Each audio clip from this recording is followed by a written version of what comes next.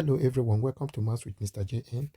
I want to show you how to solve these roots of exponential equation using two methods.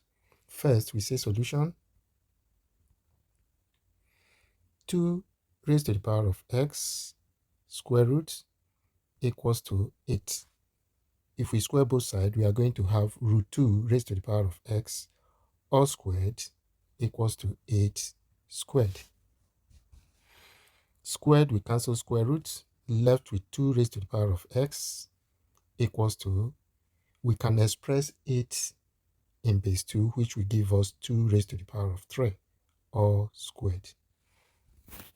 2 raised to the power of 3 is the same thing as 2 times 2 times 2. In 3 places gives us 8. Then the next step, we have 2 raised to the power of x equal to, we can times the powers, which will give us 2 raised to the power of 6. If we compare the base and compare the power, x is equals to 6 as the answer. Or we can say solution root 2 raised to the power of x is equal to 8. In law of indices, when we have root of a is equals to a raised to the power of half.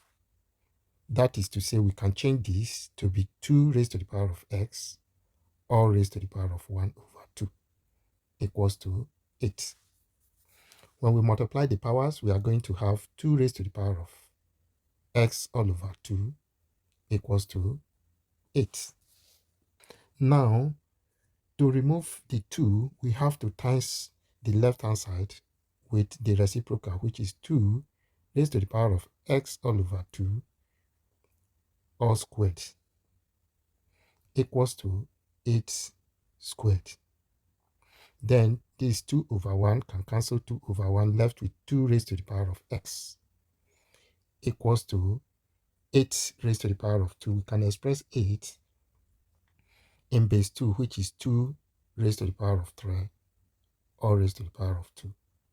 Then if we multiply the powers, we are going to have 2 raised to the power of x equals to 2 raised to the power of 6.